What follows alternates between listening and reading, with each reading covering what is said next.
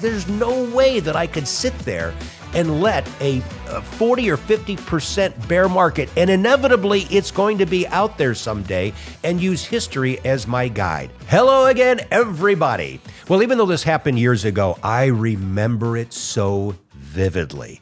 I'm sitting in my cubicle as a young pup advisor making cold calls like I was back in those days, and I hear this voice a little bit behind me, and I knew who it was. I recognized the voice, but he's talking to another young cub advisor behind me. And the wily old veteran says to this guy, "Now you'll see that this business isn't so easy." And the guy just walks away. Whoa. I turn around and look at my friend. We looked at each other with these wide eyes like, what was that all about? Because he meant business. Now, we both knew exactly what he was talking about. The guy sitting behind me had been a financial journalist. He just made the transition to be a financial advisor. He was a former radio and TV guy, and he opined on markets, but he had never managed money. He was a journalist. Now, I know some of you are thinking, that kind of sounds like you, Dave, for those of you who know my story. But remember, I was kind of a news and sports guy who made the transition. My friend back here was a true financial journalist. That's what he reported on both radio and TV. This guy was saying, yeah, I've listened to you, I've watched you, and you think it's so easy what we do for a living? You're about to find out it's not so easy. That's kind of what his message was. Now, as an aside, this is really interesting. This is now, we're going more than 30 years later to today. Both those guys are friends of mine to this day. Isn't that something? And even more astonishing, I would later become a branch manager at another firm, and the wily old veteran, he was actually only 10 years older than both of us, actually worked in my office. He worked for me. You couldn't write the script. It's funny how life happens, but I digress. But back to the reason I'm even telling you this story. This older guy's message, I think I remember it because of what the underlying meaning was. I'll never forget it. And it was basically this: theory versus reality. He was telling my buddy, yeah, you read about stuff, you talk to friends, you talk to people, you study it, and you think you know what it's like to actually manage money? You think you actually know what it's like to pick stocks and bonds for clients? Guess what? You're in for a rude awakening. You deal in theory, I deal in reality. Fast forward all these years later, and the reason I remember it so well is because the guy was exactly right. I was reminded of this.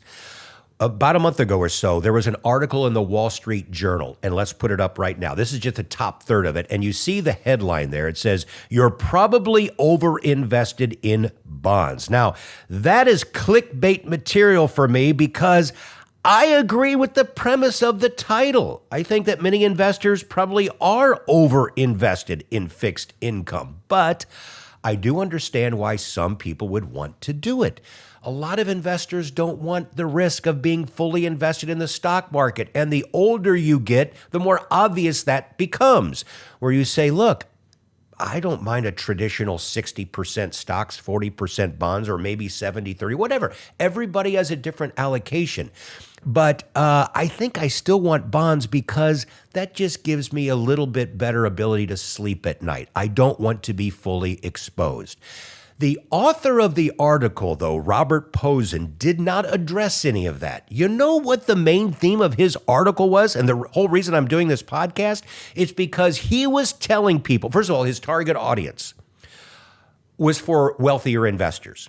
And he said that in the article. He said, if you have at least $1 million in investable assets, all right, 7 figures, 8 figures, or whatever, you should be with an allocation, here we go, 90% stocks, 10%, not bonds, but cash or money market. 90-10. Where do I start? This is the difference between theory and reality. We'll get to Robert Posen in just a second because this is an important part of the story. But 90-10 allocation for older Americans who have millions of dollars in investable assets, I do get it, though. He's right about history. He talks about history, and he says, look, stocks outperform bonds over time. 100% true.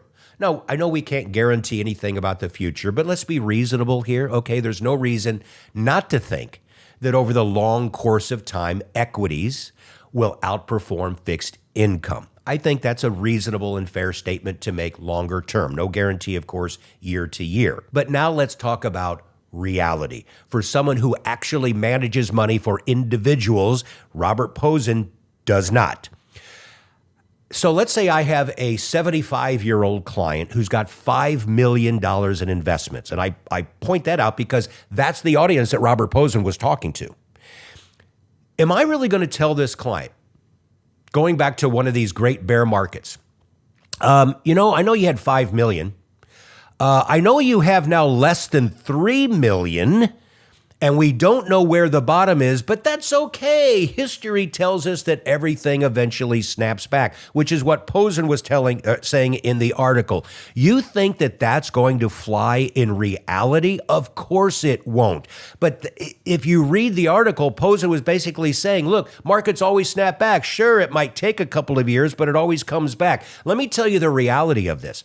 If I go back, and by the way, I'm talking about two of the worst bear markets ever, of course, back in the 2000s, the lost decade, of course, and then even 73, 74, the internet bubble bursting. Someone with 5 million who had 90% in an S&P 500 fund would have seen 5 million drop below 3 million. But we can even look something more recent like the pandemic.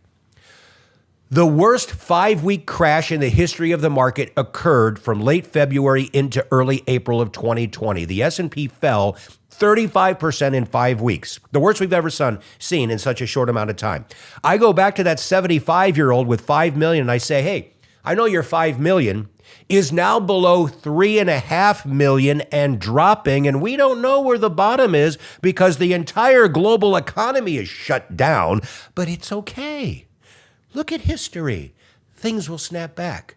Well, with the beauty of hindsight, we know it did snap back quickly, but you didn't know it at the time. Trust me, talking to individuals, not robots, at the bottom and trying to have people come off the ledge, we didn't have 90-10 either, so we weren't down anywhere near that. At least they could sleep well at night.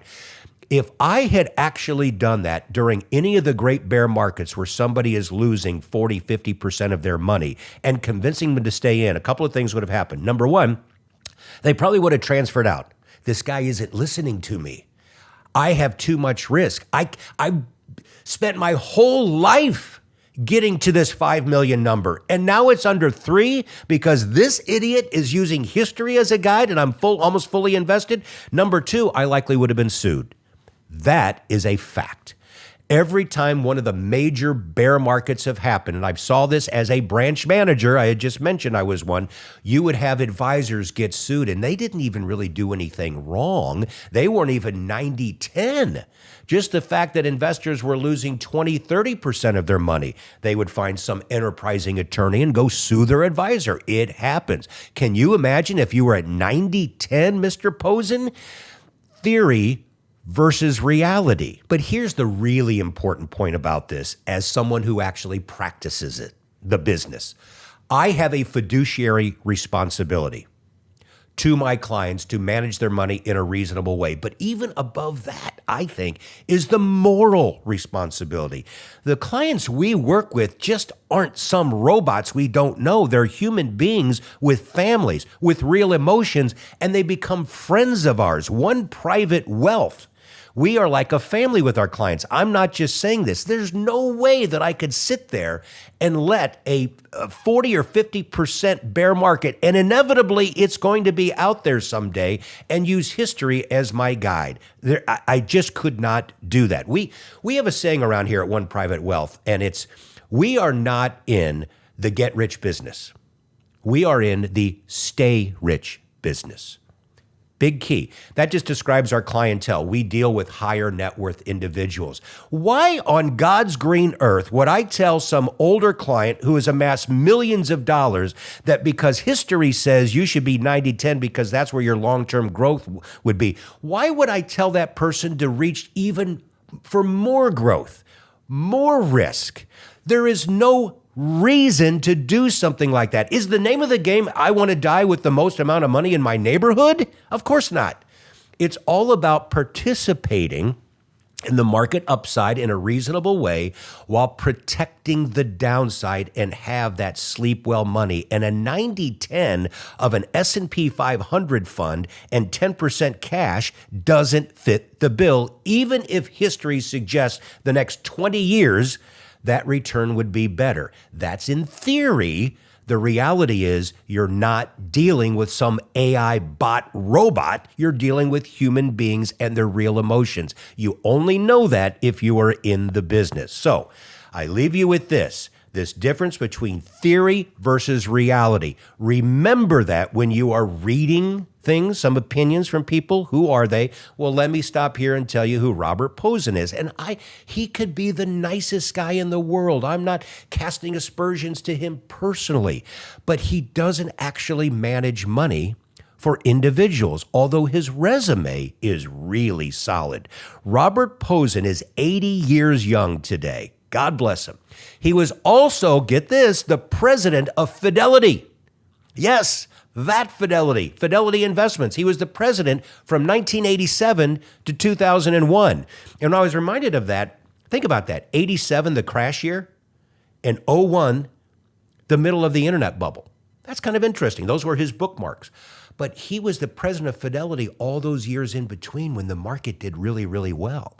So maybe that colored him to say 90-10, look how well, when I was president of Fidelity, look what would have happened. I don't know. But today, he's still a mentor and a coach on the business executive side. Again, more academic, more in theory, which is great, than reality of managing money for individuals. When you do that, you learn that being more responsible with your money after you've amassed it is the best way to protect those assets that you've worked a lifetime to accumulate and grow responsibly. I hope that helps. As always, hit subscribe. By all means, comment, ask questions. Any of your own experiences, love to hear them, and I'll respond in like kind. We'll talk to you again next week.